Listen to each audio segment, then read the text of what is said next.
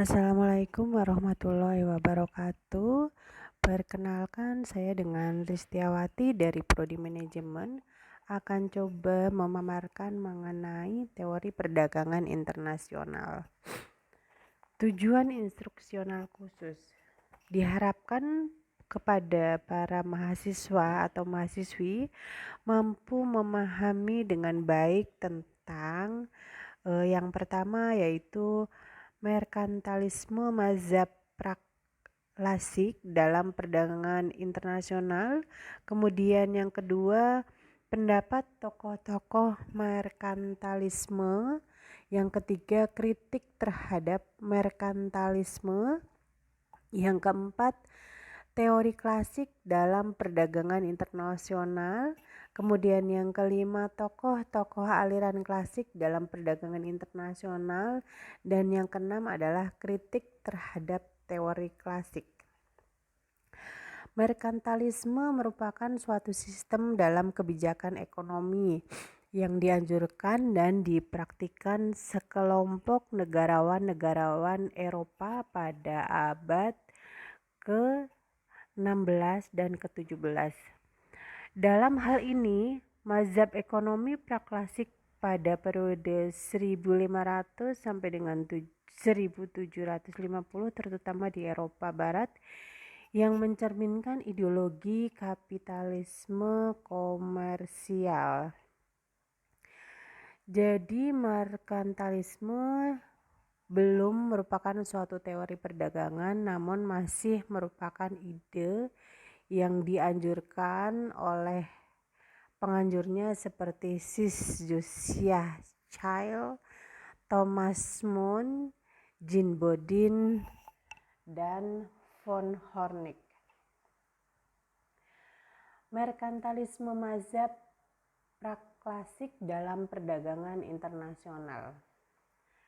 Aliran ini muncul karena beberapa faktor, yaitu munculnya negara-negara yang merdeka di Eropa seperti Inggris, Prancis, Jerman, Italia, dan Belanda. Negara tersebut ingin mempertahankan kedaulatan, kebebasan, dan kesejahteraan rakyatnya. Yang ketiga, dibuka jaringan perdagangan, diadakan pelayaran serta eksplorasi wilayah baru. Kemudian yang keempat, ditetapkan logam mulia sebagai standar ukuran kekayaan suatu negara. Pada dasarnya, ide pokok dalam bidang perdagangan luar negeri atau perdagangan internasional menurut mazhab ini yaitu yang pertama, negara harus memperbanyak kekayaan dengan memupuk logam mulia. Kemudian yang kedua, volume perdagangan global harus ditingkatkan dengan memperbesar ekspor dan menekan impor. Yang ketiga, surplus yang diperoleh dari net ekspor akan dibayar dengan logam mulia sehingga semakin banyak logam mulia yang diperoleh dari luar negeri. Jumlah yang keempat, jumlah logam mulia yang dimiliki suatu negara sebagai alat pembanding tingkat kemakmuran dengan negara lain. Yang kelima, logam mulia digunakan sebagai modal untuk membiayai armada perang demi memperluas perdagangan luar negeri dan penyebaran agama. Dampak merkantalisme Eropa dalam sejarah dunia melahirkan kapitalisme dan kapitalisme melahirkan imperialisme. Contohnya yaitu ekonomi kerajaan Inggris semakin meningkat pada zaman Raja Henry yang ke-7. Inggris memperoleh keuntungan besar dari perdagangan luar negerinya. Kemudian, merkantalisme mendorong pemerintah untuk menguasai daerah lain yang dimanfaatkan sebagai daerah monopoli perdagangan. Kesuksesan kerajaan Inggris memanfaatkan daerah-daerah koloninya membuat bangsa Eropa lain tergiur seperti Belanda, Prancis, dan Spanyol untuk memperluas peperangan antar bangsa Eropa dan memperebutkan daerah-daerah koloni di berbagai penjuru dunia. Dampak merkantalisme dalam sejarah yaitu Yang pertama, lahirnya kolonialisme imperialisme. Yang kedua, aktifnya perdagangan internasional. Kemudian yang ketiga, berkembangnya teknologi-teknologi baru seperti Age of Navigation yang sangat membantu perkapalan Inggris, penemuan mesin uap yang membawa Inggris pada revolusi industri.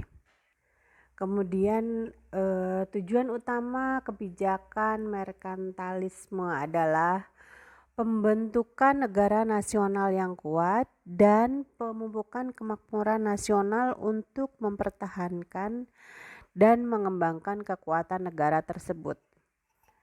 Ada beberapa faktor sifat pokok merkantalisme, yaitu yang pertama, menitik beratkan pada perdagangan antar negara. Kemudian yang kedua, hasrat mencapai kemakmuran.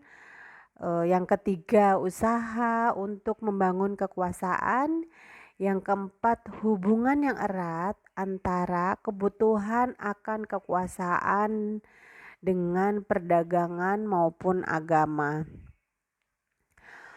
Politik merkantalisme pada waktu itu dibagi ke dalam 4 bagian, yaitu lapangan industri, kemudian lapangan perdagangan dan keuangan, perkapalan, dan pelayaran, dan politik jajahan koloni. Pada masa merkantalisme, kemakmuran negara ditentukan oleh jumlah uang emas yang dimiliki. Ada beberapa tokoh merkantalisme yang berasal dari golongan tua maupun golongan muda, yaitu yang pertama Jean Bodin, itu tahun 1530 sampai dengan 1596. Kemudian Thomas More 1571 sampai dengan 1641. Kemudian Jean Baptiste Colbert 1619 sampai dengan 1683. Kemudian ada Sir William Petty ini seperti uang, tahun 1623 dan 1647. Kemudian Sir Dudley North 1641 sampai dengan 1691. Yang keenam yaitu David Hume 1711 sampai dengan 1776. Kemudian ada kritik terhadap merkantalisme. Merkantalisme yang mengagungkan penumpukan logam mulai dikritik oleh David Hume dengan mekanisme otomatis dari aliran logam mulia. Apabila jumlah ekspor lebih besar dari jumlah impor, maka aliran uang masuk akan bertambah banyak di dalam negara. Kritik terhadap merkantalisme juga dilontarkan oleh Adam Smith. Kekayaan suatu negara bukan berdasarkan logam mulia. Kekayaan atau kemakmuran suatu bangsa tidaklah terletak pada banyaknya barang yang dimilikinya. Yang kedua, kemakmuran suatu negara berdasarkan jumlah nilai tambah produksi barang domestik ditambah dengan surplus neraca perdagangan. Kemudian yang ketiga, pemerintah perlu mengurangi campur tangannya dalam perdagangan sehingga mendukung terjadinya perdagangan bebas. Yang keempat, perdagangan bebas akan meningkatkan daya kompetisi sehingga mendorong spesialisasi berdasarkan absolute advantage. Berikutnya, peningkatan produktivitas dan efisiensi akan meningkatkan PDB dan surplus perdagangan. Kemudian peningkatan PDB dan surplus neraca perdagangan akan sama atau identik dengan peningkatan kemakmuran negara atau raja. Teori klasik dalam perdagangan internasional. Ekonomi klasik secara umum dianggap sebagai aliran modern pertama dalam sejarah ekonomi. Beberapa tokoh ekonomi klasik seperti Adam Smith, Thomas Robert Malthus, Jean Baptiste Say, David Ricardo, Johann Hendrik van Nassau, dan lain-lain Buku karya Adam Smith dianggap sebagai penanda dimulainya era ekonomi klasik. Aliran ini mengemuka hingga pertengahan abad ke-19 dan kemudian digantikan oleh ekonomi neoklasik yang lahir di Britania Raya tahun 1870. Secara garis besar, teori ekonomi klasik yaitu kebijakan pasar bebas, kemudian memupuk modal kunci ke arah kemajuan, yang C keuntungan rangsangan bagi investasi, yang D keuntungan cenderung menurun, yang E keadaan stasioner. Dari uraian di atas terlihat jelas kaum klasik lebih menitik beratkan perekonomian pada faktor penentuan harga dan teori harga. Kritik terhadap teori klasik. Kritik tersebut cenderung dilihat dari sisi pembangunan sebagai berikut. Yang pertama, mengabaikan kelas menengah, kemudian melalaikan sektor publik. Yang ketiga, meremehkan teknologi. Yang keempat, hukum yang tidak realistik.